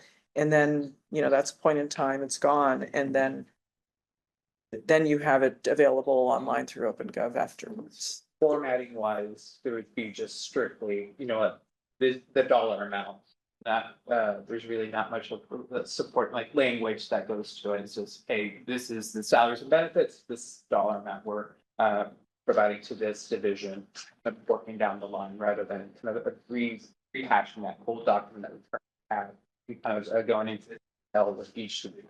So for a page that was currently like City Hall maintenance, what would we then see for this appendix? Just From my like this, Essentially, that Yeah, portion of you the can see right. that. revenue and expenditure? Okay, rather than, we're not gonna see the service objectives and all this sort of stuff. That may be consolidated at the department level. Okay. Right, so it would kind of cover that, but it's more higher level rather than into the individual division. Although I think some of it, we'd have to understand what makes more sense in the whatever software we end up using, likely OpenGov, right? So if they can fold all of that information, if that's something that you wanted, it could still, because I think sometimes people ask, like, they don't know. You know, well, I want to know, you know, where's the contract that cleans the bathrooms at Quinlan?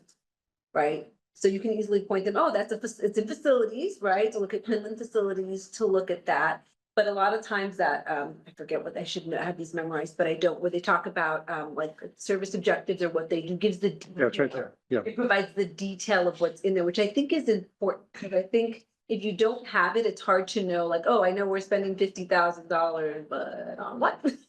Because this just says Quinlan facilities, if that's sufficient information, you could do it that way as well. I think there, from my personal opinion, there's benefit to the right of what's covered in that budget, but. I'd be good either way. I think there are ways to successfully, and that's what we were trying to get at. Capture what are these, key service objectives, et cetera. But clean it up so that way, if you want to see the numbers are summarized. Ideally, Steve's brain is that if you were looking at this as a PDF file, or if you were looking at this online, you could click on that summary and it gives you this. What you're talking about. It gives you this. If it was, yeah, if it was online, that sounds like a lot of work And in order even to. further, you can then drill down and say, I want to know what's going on with the employee services number that's listed there. You click on that, then you get this. That would be So it's taking you nice. to different detailed levels. But it's cleaning up a master document so that when somebody who's not as left brain analytic excited like we are about this, they can understand the big picture about what the city's doing. So I'm trying to get us to just motion ideas. So can we go to a high level? You want something that we understood. Can you guys summarize something that you can provide? You've got it, you've got a proposal. Why don't you, maybe we don't even need to call it out, Kitty. Maybe it just as a special item, it's one where you follow up more on the detail of the, because I'm happy the way the report is personally mentions there's going to be detail made available in an appendix, basically, it says. Or attached. So- And potentially maybe part of it could be, we want to pilot it for the 26th or for the first year. So council wants to be able to look at it, audit committee and council want to be able to look at it, understand what that looks and feels like before you kind of make the permanent decision. Because I'd hate for you to be like, yes, and then we get the finished product and maybe you're not happy with what we ended up being able to put together within the software. Right. So pilots to me are always a fun way to go. Yep. Let's go test out the waters and then we can come back and say, you know, in a year. Yeah. Or as we've done, maybe as we do through the budget subcommittee, come back and say, you know, audit's happy with what this looks like, staff is happy with what this looks like, go to council. And they get to see it and then figure out, I guess I want you to move forward for all the other fiscal years this way, or you know what, no, maybe we want 2 printed documents or maybe a different way. I don't know, Steve, your thoughts on. My thought is that what I'm hearing you say, sorry, Janet, here it comes, is that you're accepting the report and you're underscoring some issues that are important to the. So far, we haven't. Which is CIP, which is maintaining the Right. detail, the detail availability, right? Ensuring that the original budget, the frozen you were talking about, right? Elsa, that the original budget is ensured that it's easily accessible and that we're reviewing the performance measures in alignment with what our strategic goals are That's it. in areas like economic development or other things, if you want to call that out. I mean, that's what I've heard you say. What are our strategic goals? Well, Let's not go there for a moment. maybe that's important. What are- So, yeah, there's, Maybe that's important. That discussion. hopefully you took good notes, because that was a nice summary, but we can come back. How about we come back while I throw some more out on the table, and we'll give Sheila a chance, because we've been going around. Maybe you should have your chance before me. But otherwise, I'm gonna jump in. All right. Yeah, no, Discussion. my, one comment for now is the performance measures. I like the idea of it being aligned to the strategic, our priorities. Don't, I mean, just to throw out an experience that I've had with performance measures, sometimes it sort of takes over the life of a department or employees. And I know Sunnyvale is a classic example where people actually left the workforce because they were spending more time on performance measures or measuring their performance than their actual work. That was Ted Gabler that really pushed that. So We've been together. that the performance measures, don't, just not, they're so cumbersome that they're simple, easy to measure. And again, not make sure that we're not measuring widgets as opposed to outcomes. Right, I would second that.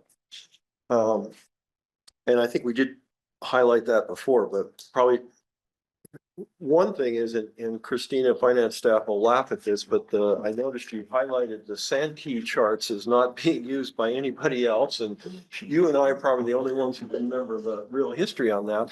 But my question is, and something that may be rise to a concurrence among us, is if you look at page 28 of 29, where the Sankey document is somewhat confusing, even with explanation provided at the bottom of the chart. It's not a typical chart used in local government budgets. That part's good.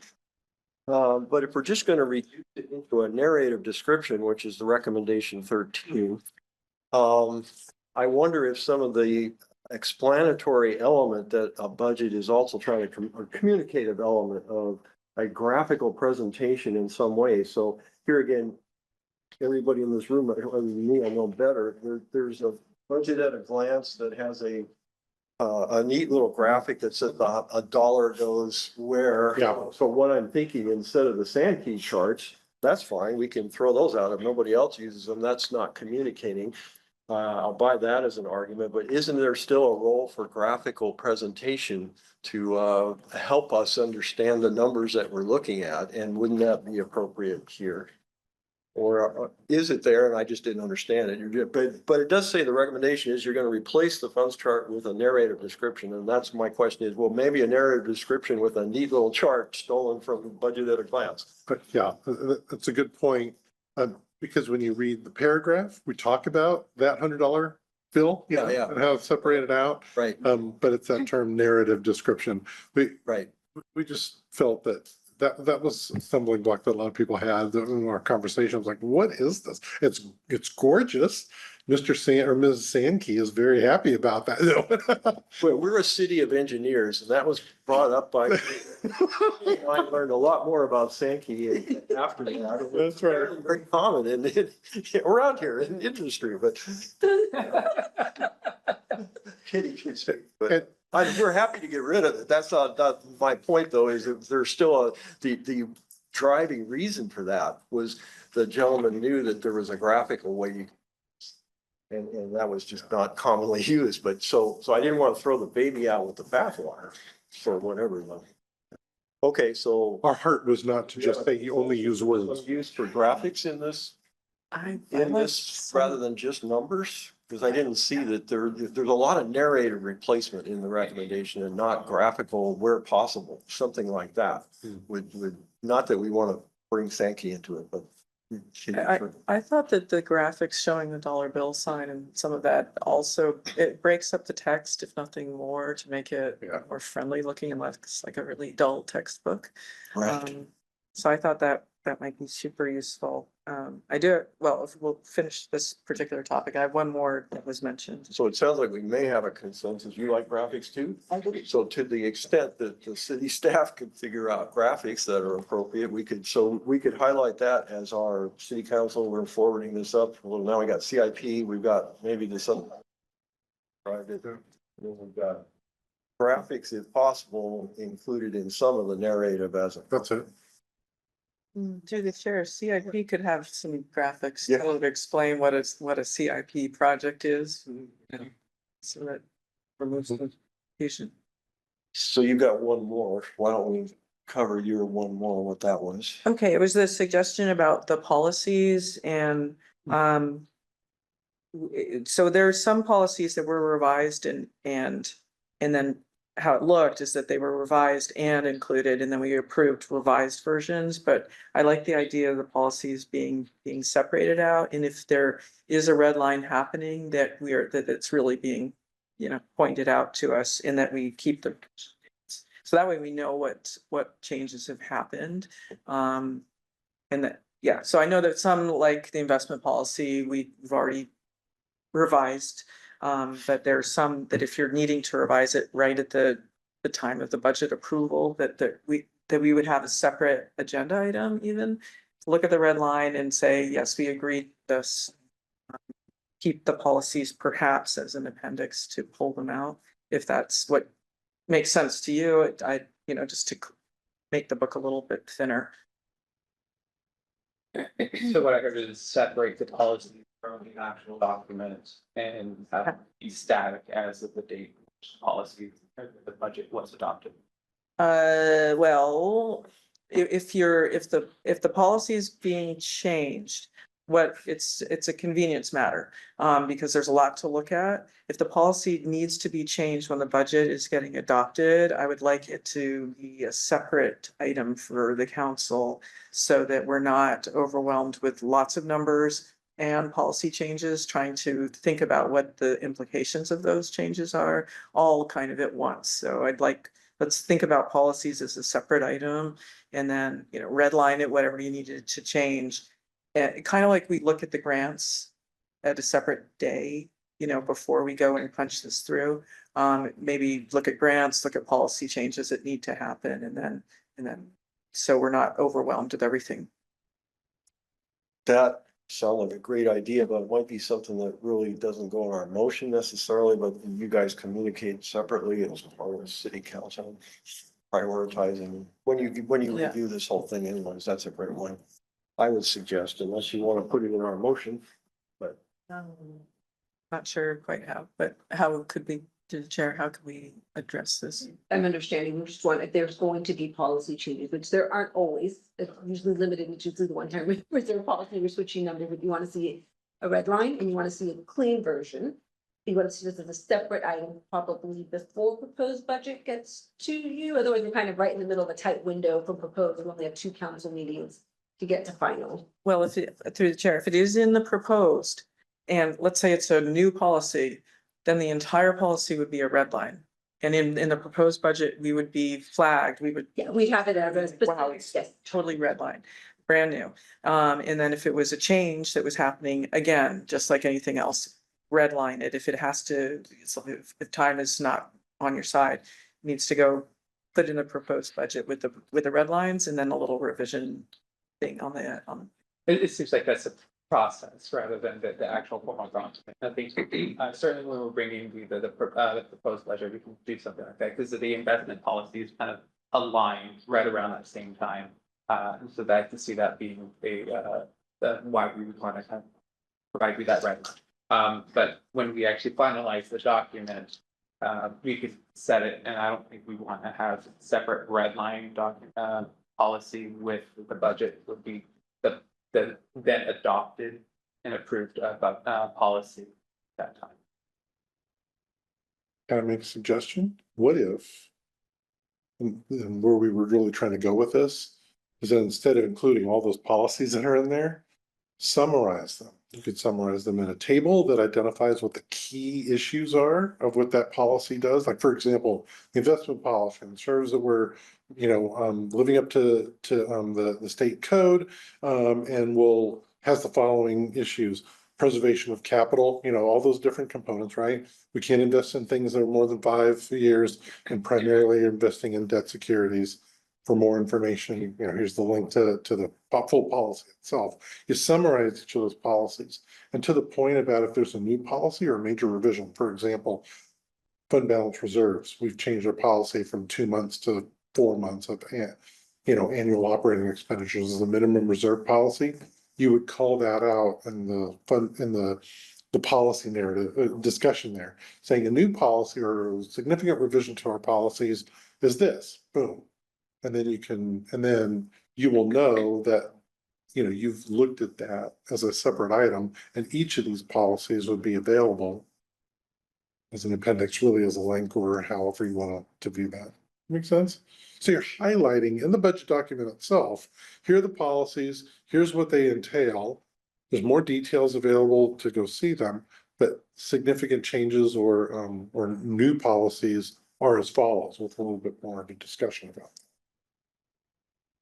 when it comes to council for approval, we have all of these items A through like L, and so that I would assume that the policies would be one of those, like, and then the grants are usually that's another one.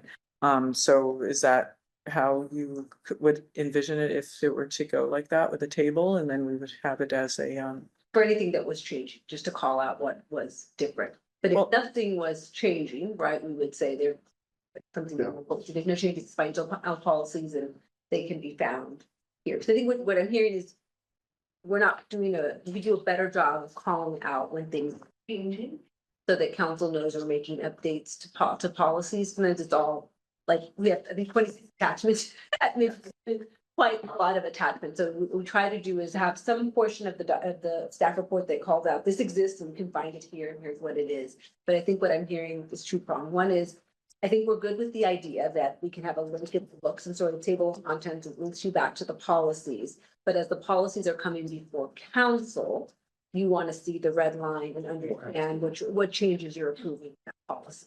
And would that be, attachment K or something? Correct, yeah, we can add it in the attachments.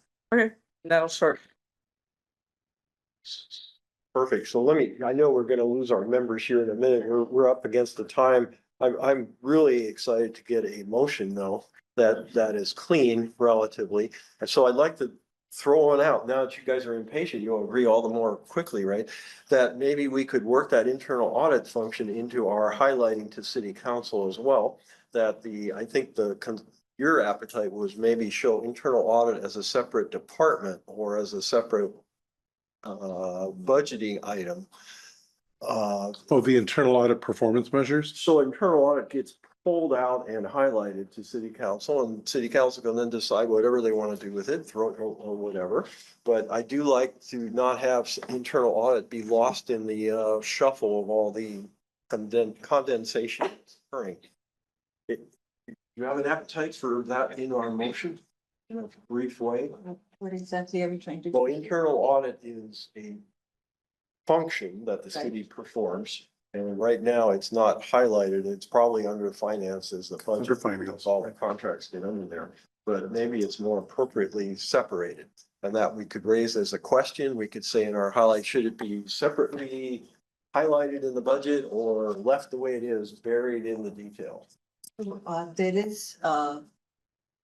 There is a plan to, that will come before the council about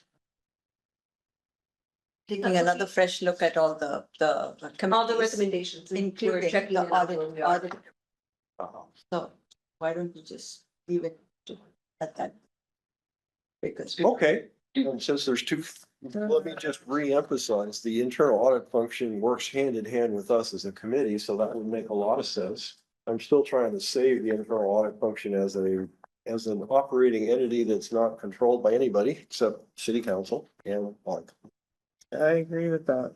So, I'm not sure, what I described comes of conflicts. right, I'm not sure it does either. It could very well be a consistent approach, and I'm comfortable using that approach.